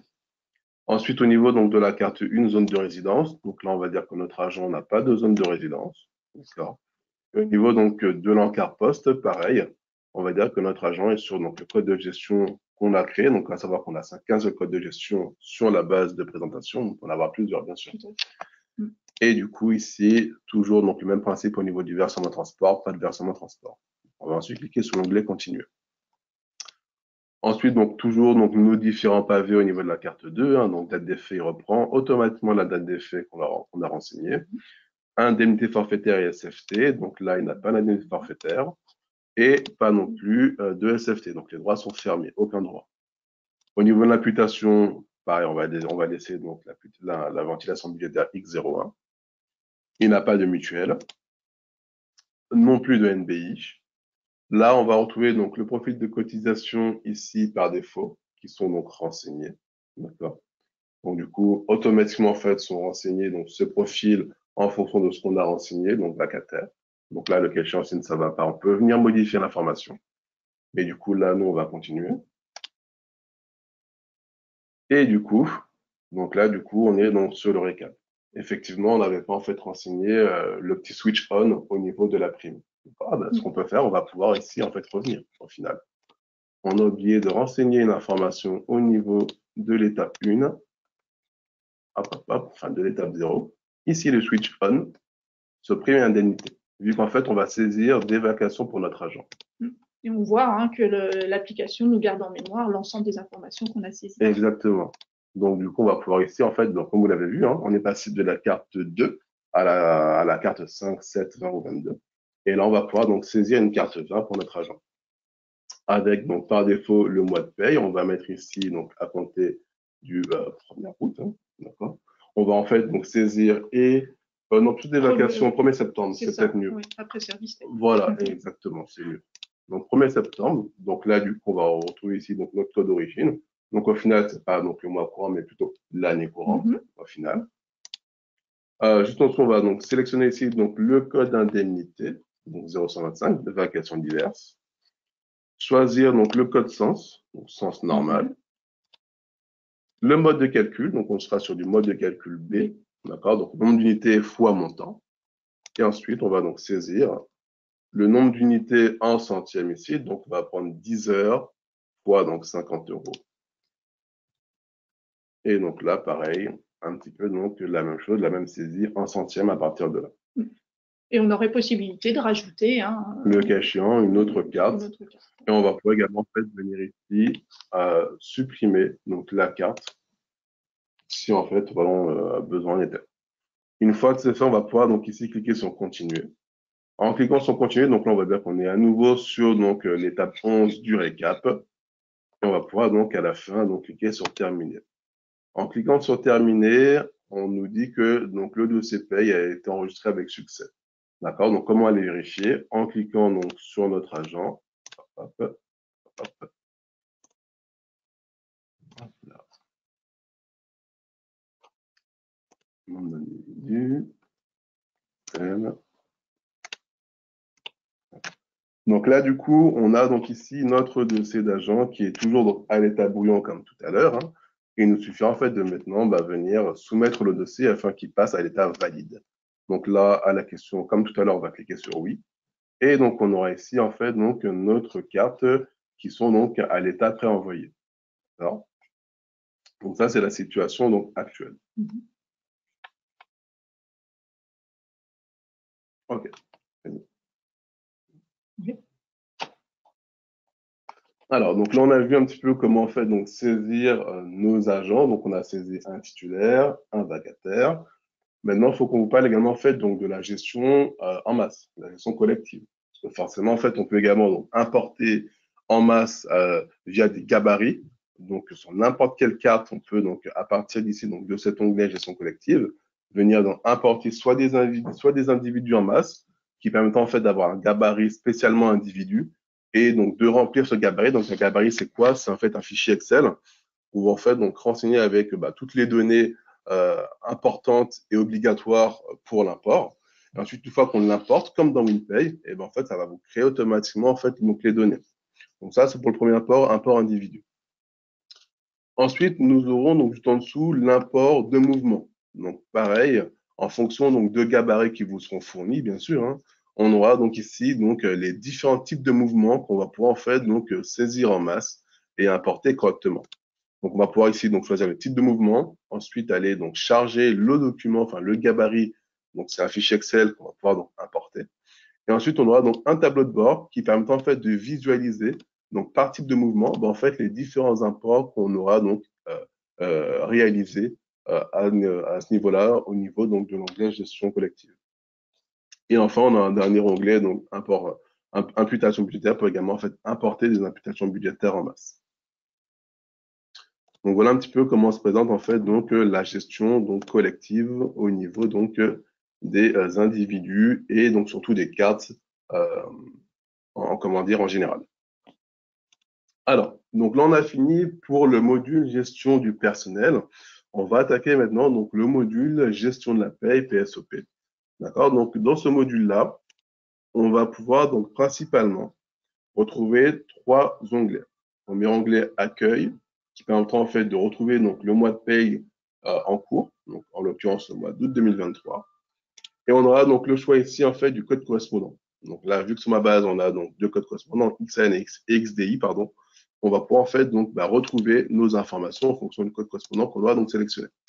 Là, sur ce code correspondant XAN, on va retrouver ici donc trois pavés. Pavés donc concernant donc les mouvements saisis sur donc la paie en cours. Donc là, on en a saisi 25 pour l'instant. Au niveau des acomptes, on voit qu'on a donc saisi un acompte, d'accord. Et au niveau donc du retour paye, si on avait donc fait des retours paye, on aurait eu donc l'information également de renseigner ici. Toujours dans cet onglet accueil, on va en fait retrouver donc plusieurs infos au niveau des requêtes. Donc on a deux types de requêtes principalement. Requête paye ou requête donc sur le pilotage de la masse salariale. Donc là, par exemple, en fait, on va pouvoir retrouver donc les journaux de paye, la JPA, et au niveau donc des requêtes de pilotage de la masse salariale, avoir en fait donc trois thèmes: suivi des demandes, donc qui va en fait regrouper donc le suivi détaillé des dépenses de la masse salariale par imputation, et de suivi de masse salariale par type de population. Au niveau du thème suivi des emplois, on va pouvoir retrouver donc le suivi des ETP, donc travaillés et rémunérés. Et enfin, donc au niveau donc du thème prévisionnel, retrouver ici donc l'impact de la masse salariale des avancements d'échelon. Alors, à savoir qu'au niveau donc des requêtes, d'accord, on va en fait donc forcément, comment dire, en rajouter par la suite, d'accord, pour que d'ailleurs en fait on ait donc pratiquement les mêmes informations au niveau de requêtage que WinPay propose actuellement et que le nouveau WinPay proposera par la suite. Ensuite, vous allez avoir l'onglet Mois en cours. Alors, lorsque vous cliquez sur l'onglet Mois en cours, alors vous allez retrouver trois blocs sur la gauche. Donc, dans un premier temps, on va avoir le bloc Paye qui nous permettra d'éditer tout le long du mois tous les mouvements qui auront été saisis. Vous avez la possibilité de faire des filtres, des recherches par filtre, donc numéro de remise, par agent, par carte de prise en charge, par indemnité, type de population et par utilisateur, donc en fonction de vos droits. Vous aurez aussi la possibilité de faire des filtres par état de validation, donc tous les mouvements qui auront été envoyés, non envoyés et avec une période de saisie que vous pourrez indiquer. Et en cliquant sur le bouton filtre, édition des mouvements, vous aurez la possibilité d'avoir l'ensemble de vos saisies faites sur le mois. Alors, dans un premier temps, vous aurez ensemble des cartes du mois pour avoir toutes les saisies faites et vous pourrez éditer en fichier PDF et en fichier Excel. Voilà, donc là, on va pouvoir retrouver notre édition. Donc là, on va retrouver toutes les saisies par codification en fonction des agents.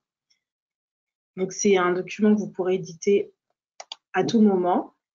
Et ensuite, vous pourrez faire la remise numéro 1. Donc là, attention, hein, on édite une fois la remise. Vous aurez l'ensemble de tous les mouvements saisis. Et c'est à ce niveau-là, alors effectivement, on a plusieurs pages, donc bien faire attention. Et on aura la possibilité, du coup, à ce niveau-là, en cliquant sur le bouton « Générer le fichier geste », donc de générer le fichier geste. Ils vont se générer donc avec succès, hein, d'accord, qu'on va pouvoir en fait retrouver juste en dessous, sur l'onglet suivant, donc historique. D'accord. Ensuite, on retrouvera dans le bouton historique l'ensemble de toutes les remises faites. Donc, bande geste et liste des entrées, hein, donc le document que l'on va pouvoir signer en fonction des signataires pour déposer les deux documents, donc fichier geste et liste des entrées sur le portail de la DGFiP. Donc là, je vois, donc là, je viens de télécharger donc la bande geste et la bande geste donc apparaît ici. Et c'est celle-ci en fait qu'on va déposer directement sur le portail DGFiP. Ensuite, au niveau du deuxième bloc sur la gauche, donc on va retrouver le même principe, mais uniquement pour les acomptes. Voilà. Comme vous savez, pour les acomptes, on est soumis à un calendrier qui est différent. Donc là, vous allez pouvoir, donc dans édition acompte, pouvoir éditer tous les acomptes qui auront été saisis. Et puis, vous allez pouvoir faire également une remise numéro acompte, voilà, qui sera fait du coup à part et qui pourra être envoyé à part. Ensuite, vous aurez le bouton historique pour également retrouver toutes les remises qui auront été faites par rapport aux acomptes. Ensuite, on va retrouver le dernier bloc, clôture, qui va permettre en fait de clôturer la paye. Donc, quand on dit clôturer la paye, c'est tout simplement passer du mois de paye en cours, donc là actuellement août 2023, au mois de paye suivant, donc septembre 2023, et commencer les saisies en conséquence. Donc, quand on clique sur clôture paye, on aura un unique message. Donc, pour ceux qui ont WinPay, ce sera un petit peu la différence. Vous aurez ce bloc qui va s'afficher. Êtes-vous sûr de vouloir clôturer la paye? Et ensuite, en cliquant sur oui, je souhaite clôturer la paye, vous passerez au mois de paye suivant. Voilà, donc pour la démo, on va pas le faire parce que du coup, voilà. Hein. Mais voilà, on a au moins le process au niveau de la clôture qui est assez simple, hein, au final. On n'a plus les trois étapes à faire dans WinPay. Là, en fait, c'est qu'une confirmation qui sera faite. Ensuite, on va passer à l'onglet Retour paye. Alors, lorsque vous cliquez sur cet onglet, c'est à ce niveau que vous allez pouvoir intégrer les fichiers retour de la DGFiP. Donc, c'est un fichier que vous allez retrouver au niveau du portail de la DGFiP. Donc, en cliquant sur votre gauche, donc intégration KA-KX, on va pouvoir intégrer, donc importer les fichiers qui vont nous permettre d'actualiser les bulletins de paye des agents. Donc, en fonction de l'établissement, ce sera soit KA-KX. Voilà, donc vous allez pouvoir sélectionner et ensuite aller rechercher votre fichier et l'importer. Idem pour intégration du fichier J5. Voilà, donc vous allez pouvoir importer. Voilà, donc ça va mouliner un petit peu et puis ensuite vous pourrez… et ça va actualiser du coup les données liées aux fiches de liaison. Ensuite, vous pourrez faire la même chose pour les fichiers BJ, B2. Alors, par défaut, comme vous savez, le fichier BJ, c'est le fichier qui contient en fait donc les codes et éléments de paye. Concrètement, en fait, si lorsque vous intégrez un fichier KA ou KX, WinPay vous indique qu'il manque des codes et éléments de paye, en fait, en intégrant ce fichier BJ, il va en fait vous créer automatiquement en fait donc ces codes et éléments manquants. Vous avez la possibilité en fait soit de les créer manuellement, mais c'est mieux d'importer le fichier BJ. Au moins, donc la codification est bonne et le code source également est bon. D'accord. Donc là, vous pouvez donc à partir d'ici venir en fait importer le fichier BJ et donc WinPay plus RH pré-liquidation vous créera automatiquement les codes éléments manquants au final. Voilà, il faut bien garder à l'esprit que donc tout ce que WinPay fait actuellement, WinPay plus RH pré-liquidation le fait et le fait en mieux. D'accord. Donc là, n'ayez vraiment aucune inquiétude à ce niveau-là. Donc voilà, donc je pense qu'on en a fini au niveau de la présentation. Qu'est-ce que vous en pensez, madame? Ben oui, tout à fait. Place aux questions et nous sommes là pour répondre à vos questions. Merci beaucoup. Pendant que vous étiez en présentation, j'étais bien occupé à recenser les questions et éventuellement y apporter des réponses. Alors, tu viens de le dire, Guy-Alain, de façon générale, le message, c'est tout ce qui est présent dans WinPay a été repris et si possible, amélioré dans WinPay RH pré-liquidation.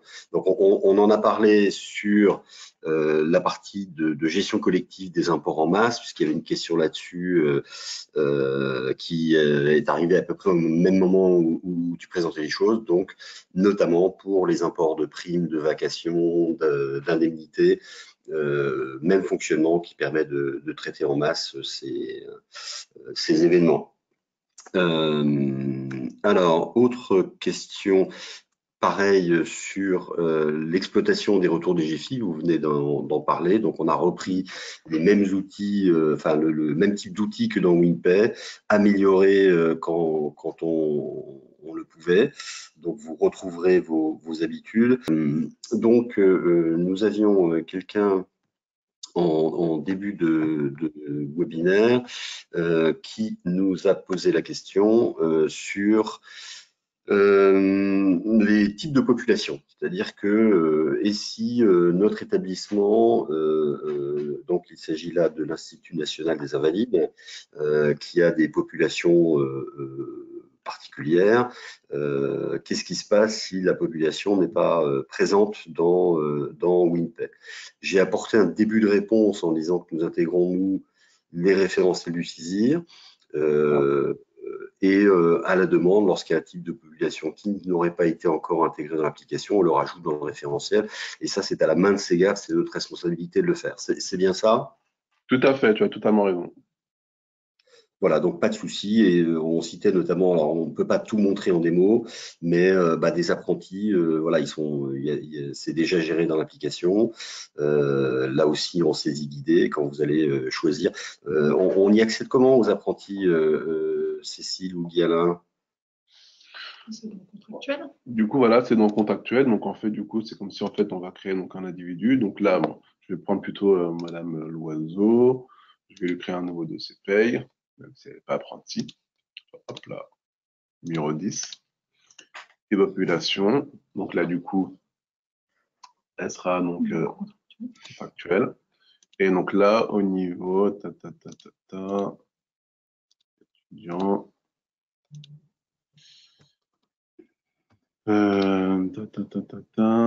Voilà, type de contractuel, on aura donc ici autre. Voilà.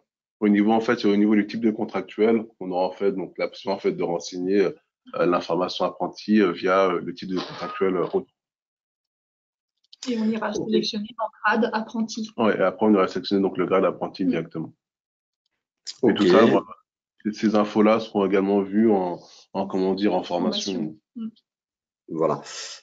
Donc, pas de souci pour les types de population. On sait gérer ça. De même, les enseignants-chercheurs, bien entendu, etc. J'avais une petite question, puisqu'on est en train de parler de contractuels. Alors, je suis en train de la rechercher dans la liste que je me suis faite. Est-il possible de spécifier si les contractuels sont en CDD ou en CDI? Alors donc là, c'est identique en fait au final à WinPay. Hein. C'est donc dans la carte 2 en fait au niveau du code stat. C'est ça. Simplement. En fait, concrètement, toute la codification qui est présente dans WinPay en fait restera la même dans WinPay plus RH pré-liquidation, quoi qu'elle arrive. C'est vraiment en fait la même codification, les mêmes cartes, la manière dont vous saisissez entre guillemets sur WinPay. Bon, en fait, la gymnastique sera différente sur le nouveau WinPay, mais les infos resteront les mêmes. D'accord. Alors, petite question, c'est peut-être passé un peu vite dans la démo, une question de l'ONF qui dit « On ne peut pas saisir le nom de l'enfant ». Question. C'est exact. comprends. Ça reprend exactement la codification actuelle prévue par le guide de la codification. Comme dans le WinPay actuel, on nous demande uniquement le prénom de l'enfant dans la carte 9G. Exact. Donc là, WinPay plus RH préliquidation reprend le guide de la codification de la paye et on n'a que le prénom de l'enfant à renseigner. C'est ça. Parce que voilà, concrètement, actuellement, sous WinPay, en fait, on renseigne vraiment que le prénom de l'enfant, en fait. Et le nom qui est repris, c'est en fait, au final, le nom de l'agent, au final. Et ça ne change pas au niveau de WinPay RH préliquidation. C'est ça. En fait, on est vraiment, en fait, voilà, c'est la carte qui est comme ça, au final. Tout à fait. Ok. Une autre question de l'NGS, j'espère que je prononce bien, établissement. Y a-t-il une solution, un endroit où on voit la synthèse des mouvements de paix en brouillon qu'on a oublié de valider? Donc je pense que ça, c'était plutôt en fin de démo qu'on a vu au moment de récapituler les mouvements du mois. Alors du coup, donc là, si je synthétise, donc c'est donc la création d'un dossier de paye qu'on n'a pas validé et qu'on voudrait voir, c'est bien ça? Ou des mouvements, Qui n'ont pas été encore validés. Voilà, des mouvements de paix qui ont été laissés de côté, pas validés, quoi. Donc pour nous, il y a des mouvements qui vont être au statut brouillon, c'est ça? Oui, c'est ça. Donc oui, de ce que je comprends, pas au final, en fonction de la question, c'est ce que je comprends, oui. Et oui, il sera possible en fait au final de venir les éditer. D'accord. Donc pas de souci au moment de préparer ces envois. Alors une question métier vraiment. La reconnaissance RQTH n'est pas à renseigner au niveau des cartes, point d'interrogation. J'avoue, je ne connais pas la réponse. De mémoire, non. Après, il faudra qu'on se renseigne s'il y a des évolutions au niveau de la codification, mais de mémoire, non. Après, c'est un point qu'on peut approfondir et qu'on peut donc facilement rajouter au niveau de la saisie. Hein. Ça, c'est pas un problème. Donc, on va noter la question, mais pour l'instant, actuellement, sur une paie, c'est pas le cas. Et j'ai pas entendu une modification à ce niveau-là. Donc en fait, c'est une information qui relève de la gestion administrative, mais qui n'a pas d'impact. C'est ça que tu dis. Mais on va peut-être vérifier. En tout cas, si c'est pas aujourd'hui géré dans WinPay, il y a des chances que ça n'ait pas d'impact en paie. Oui, ça n'a pas. Voilà. Alors, j'ai répondu à la question, je vais en profiter pour le redire. C'était des questions sur, en gros, peut-on héberger sur les serveurs de l'établissement cette solution? Donc, la réponse est oui. Elle peut aussi bien s'installer dans l'établissement, enfin sur les environnements de l'établissement, qu'être hébergée par nos soins. Nous pourrons communiquer les prérequis techniques permettant de préparer cette installation qui est simple. Donc WinPay plus RH préliquidation comme WinPay plus RH est basé sur un socle de composants open source. La base de données, c'est une base de données PostgreSQL. L'application est développée en Java et on utilise des composants comme Tomcat, etc. Donc tout ça s'installe assez simplement. Voilà. Je suis en train de reparcourir. Oui, question sur la mise à jour des tables indiciaires. Ça se passe comment? Tout ce qui est mis à jour, en fait, au final, sera la charge donc de SEGAP. D'accord? C'est différent d'actuellement, entre guillemets. Donc là, on sait que sur WinPay actuel, tous les mois, en fait, est mis à disposition sur l'espace client, donc une table indiciaire, que le client doit mettre à jour de son côté. Là, c'est différent. D'accord? La mise à jour se fera donc automatiquement au niveau de SEGAP. D'accord. Eh bien, ça répond à la question. Je suis en train de regarder. Un peu difficile. Alors, oula, est-ce que nos données actuelles de WinPay seront reprises dans WinPay plus RH préliquidation? Et même question d'un autre établissement, qu'en sera-t-il de la reprise des données? Tout à fait. Donc, en fait, au niveau de la reprise de données, c'est qu'on n'en a pas parlé. Mais en fait, elle sera, entre guillemets, donc assez simple au niveau de l'établissement. Pourquoi? Parce qu'en fait, l'établissement devra faire donc la demande à la DGFiP de leur fichier d'initialisation, qui sont au nombre de 5 fichiers. et qui en fait va reprendre donc la totalité de la base de l'établissement à date et donc qui sera donc livré normalement après donc les fichiers retour, d'accord, au niveau de la DGFiP. Et donc ces fichiers d'initialisation, une fois que l'établissement donc les réceptionne, elle les transmet donc à ces GAP. Et c'est ces GAP en fait qui va donc venir initialiser donc la base de données donc du client avec vraiment en fait donc les dernières données à date de ces agents. Donc concrètement, imaginons que voilà, vous avez donc le souhait de passer sous une PPCRH pré-liquidation au mois d'octobre 2023. Donc du coup, il faudra faire donc la demande bien en amont à la trésorerie que vous avez besoin des fichiers DGFiP à donc la clôture du mois de septembre 2023.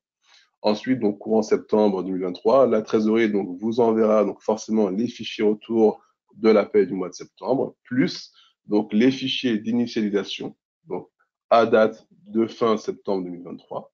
Une fois que nous on les réceptionne, on initialise votre base, on vous donc démarre le mois de paie d'octobre 2023 et donc forcément ensuite donc vous pouvez donc retrouver tous vos agents, tous vos éléments, tous vos historiques directement et partir donc en paye sur le mois d'octobre 2023. Donc la passation se fait donc assez bien et puis assez rapidement. Voilà, et donc ça, c'est un peu le bénéfice d'une solution limitée au périmètre de la paie, c'est que la reprise des données est très simple puisqu'elle se fait via ces retours de GFIP. Donc ça va être aussi simple que, je pense qu'il y a quelques établissements qui sont dans ce cas, dans ceux qui sont avec nous aujourd'hui. Le passage de Girafe à WinPay s'est fait exactement de la même manière et donc ça rend les choses assez simples à gérer. On nous dit les infos telles que les BOE, bénéficiaires de l'obligation d'emploi, dont les RQTH, sont primordiales pour le pilotage de la masse salariale. Avez-vous prévu des mises à jour ou actualisations à ce sujet? Et il y a la même question pour ETP, ETPT, CDI, CDD. Donc là-dessus, j'ai la réponse. Vous avez dans les outils d'exploitation des retours des GFIP, masse salariale, les choses qui vous permettent d'avoir un peu toutes les infos sur ETP, ETPT. Et on note cette question sur les BOE, puisque c'est un peu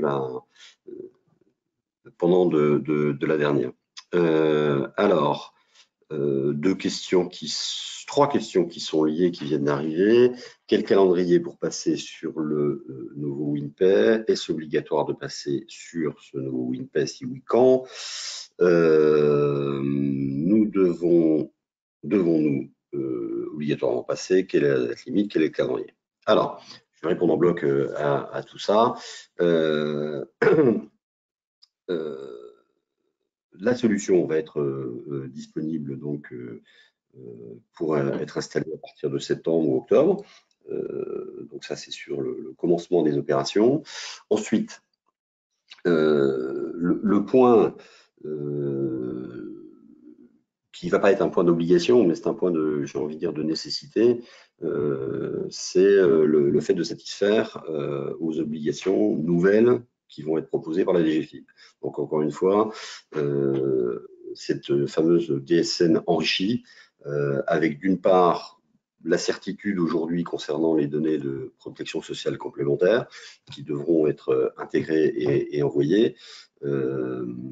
Et ça, on est certain que c'est au 1er janvier 2025. Et puis d'autres informations de type dossier administratif ou autre qui vont également être intégrées, mais à un horizon probablement plus lointain. C'est ce que l'on sait actuellement. Ce que nous pouvons dire, c'est que ce que j'ai dit en début de webinaire, nous sommes certains que ces choses-là, on va les intégrer dans WinPay plus RH et WinPay plus RH module pré-liquidation. Pas de souci de ce côté-là. Nous avons à aujourd'hui une interrogation sur la capacité à le faire dans le WinPay actuel que vous connaissez parce que il n'a pas été conçu pour ça à l'origine. Et donc, il y a quand même des possibilités, encore une fois, suivant les choix qui seront faits par la DGFiP de véhicules pour ces nouvelles informations, il y a des possibilités que le travail qui serait éventuellement à faire pour l'intégrer dans WinPay soit trop lourd et qu'on choisisse de ne pas le faire. Et auquel cas, pour pouvoir transmettre ces informations à la DGFiP, il faudra passer sur le nouveau. temps, on a encore un petit peu de temps devant nous, hein. Nous sommes en juillet 2023, on parle de choses qui vont évoluer et on espère avoir les informations à partir de septembre pour commencer à travailler dessus, et on parle d'une échéance à fin 2024. Voilà. Donc, par rapport au calendrier d'établissement, je vois un établissement qui va passer sur une autre solution en gestion intégrée pour 2025. Je pense que vous serez complètement à l'heure avec votre nouvelle solution, si tant est que la date du 1er janvier 2025 soit respectée pour votre projet. Voilà. Et donc, date limite, pour être certain de pouvoir intégrer ces nouvelles informations et pouvoir les envoyer à la DGFiP, il faudra avoir une solution avant au plus tard le 31 décembre 2024. Vous comprenez que pour l'instant, je mets des pointillés puisque nous n'avons pas l'information complète de ce que la DGFiP souhaitera avoir comme type d'information et comme véhicule. En tout état de cause, notre responsabilité à nous, d'éditeurs, consiste à, je dirais, assister nos clients, les suivre, etc. Donc, le WinPay actuel ne va pas être éteint à fin 2024. C'est plus sa capacité à évoluer pour répondre à de nouvelles obligations qui est en cause. J'espère que ma réponse est complète, et j'espère surtout que nous en saurons plus après l'été et qu'on pourra refaire un webinaire avec cette fois des informations plus précises sur ce que l'on va faire, quand et comment. Est-il possible de ne pas rendre obligatoire certains champs comme la nationalité?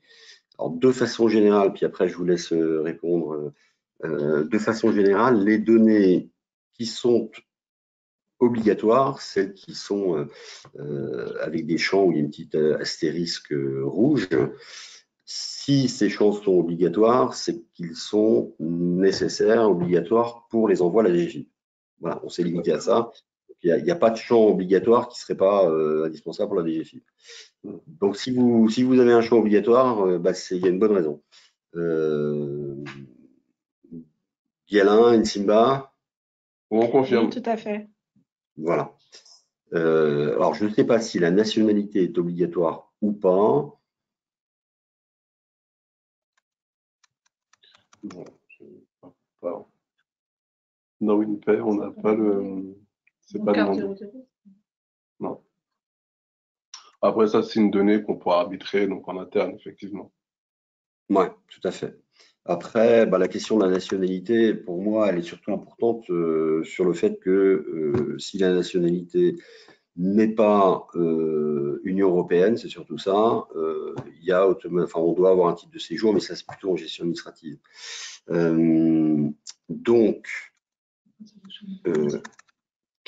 Autre question, quelle est la deadline pour passer commande pour que cela soit opérationnel au 1er janvier 2025? J'ai envie de vous dire le plus tôt possible. Comme ça, vous êtes certain de respecter le calendrier. Après, vous avez des délais opérationnels qui sont ceux de la mise en œuvre et de la reprise de données, comme Guialin l'a indiqué tout à l'heure. Donc, en principe, il faut vraiment, le plus tard possible, c'est 2 mois avant la fin. 2 mois avant la date à laquelle on veut passer, qui est la durée un peu minimale pour les échanges avec la DGFiP. Après, le conseil, c'est de ne pas attendre la fin 2024 pour se réveiller. Et il y a quand même un critère aussi qui est tout simplement la capacité de CEGAP à pouvoir traiter. Donc, nous avons des effectifs qui sont en nombre suffisant, mais on peut pas, il y a une limite à ce que l'on peut prendre en parallèle. Voilà. Donc, la réponse, ça sera le plus tôt vous décidez, le mieux c'est, et on pourra derrière choisir un calendrier. Alors, là, il y a une question. Est-ce qu'il sera possible d'avoir des injections possibles? Alors, on parle là de nouveau du sujet de la gestion collective. Des injections possibles directement depuis un autre logiciel de données. Nous allons passer sur OSE pour les vacations. Cet outil a déjà une partie de saisie des données personnelles des agents. Nous souhaiterions ne pas avoir à retraiter les données. Donc là, comme actuellement, il s'agira de pouvoir exporter les données de OSE pour les mettre sur le format attendu du gabarit ou des gabarits de l'application de WinPay plus tirage préliquidation pour pouvoir les importer en masse via ces gabarits. Et a priori, je connais d'autres établissements qui aujourd'hui ont OSE. Je pense que c'est comme ça qu'ils font. Donc, je suis après certain qu'il est tout à fait possible d'extraire les informations sous ce format-là de OSE. Mais c'est bien un import de gabarit qui est fait.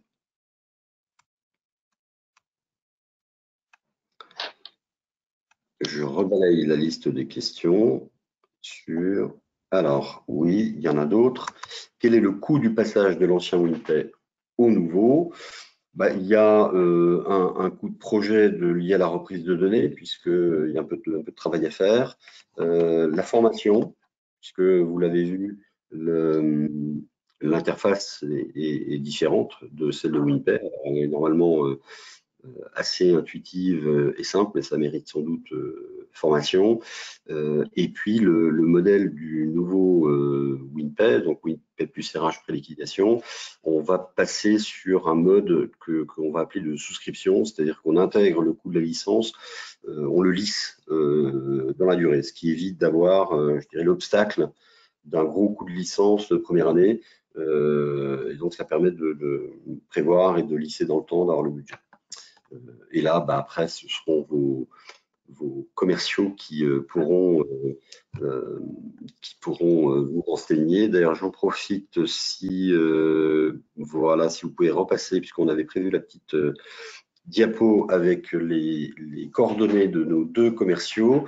Donc, Céline Gauchot sur la moitié est de la France et Olivier Vallier sur la moitié ouest de la France, et qui auront toutes les informations pour vous communiquer. Je regarde encore, est-ce que cette nouvelle solution sera plus coûteuse pour l'établissement? Alors, le coût de cette solution est plus élevé que celui de WinPay. J'ai envie de dire, le coût de WinPay est quand même particulièrement bas. Alors, la différence n'est pas fondamentale.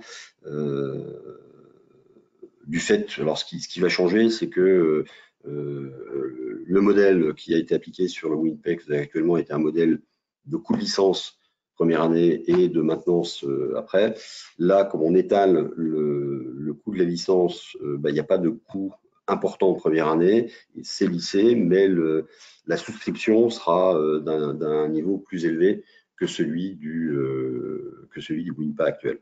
Si, et c'est comme ça que nous on procède, si vous ramenez tout ça au nombre de bulletins de paie qui sont faits tous les mois, on retrouve une certaine équivalence quand on intègre d'un côté un coût de licence et de l'autre côté qu'on prend le coût de souscription.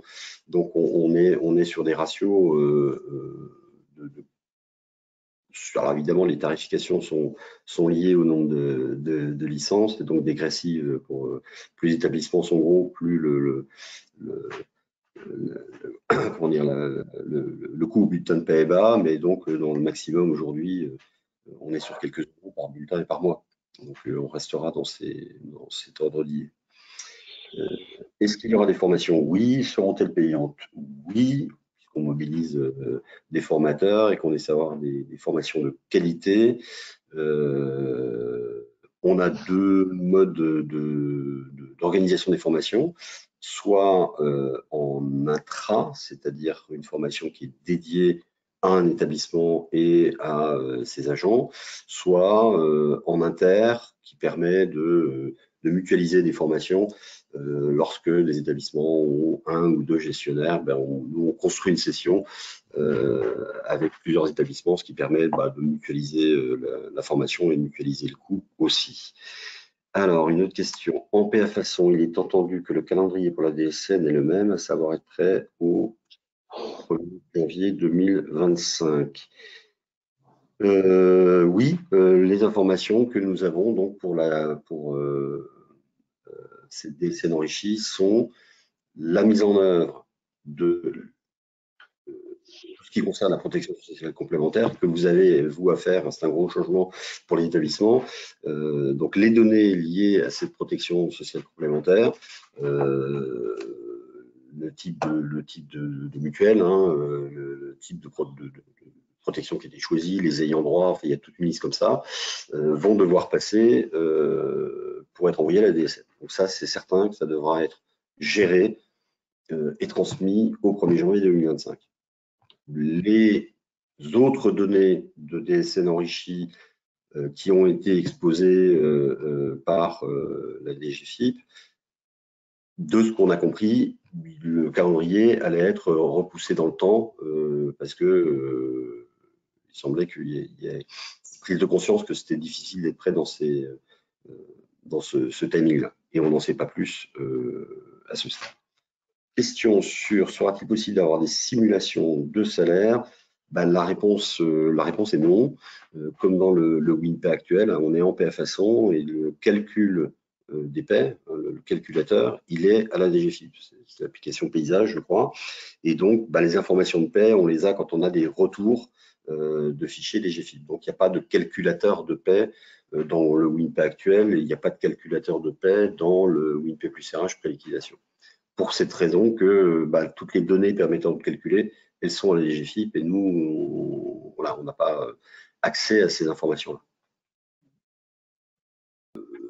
Nous pouvons évidemment répondre à d'autres questions, il suffit de nous contacter directement et on répondra avec plaisir. On est évidemment à votre disposition. En premier lieu, les commerciaux dont vous avez les coordonnées, mais également toute l'équipe SEGAP. Vous pouvez utiliser l'adresse contact@segap.fr quand vous avez des questions à poser. On termine vraiment dans les temps, c'est très bien. Donc, on va pouvoir vous libérer toutes et tous. Merci pour votre participation à ce webinaire. N'hésitez pas à revenir auprès de nous, prendre contact si vous avez des questions, des demandes d'informations supplémentaires. Je remercie toute l'équipe qui a préparé et animé ce séminaire. Cécile Nsimba Guillanin qui nous ont présenté l'application et fait la démo. Et il ne me reste plus qu'à souhaiter à toutes et à tous une excellente journée et un bon week-end. Merci. Merci à vous. Merci. Au revoir. Au revoir. Bon.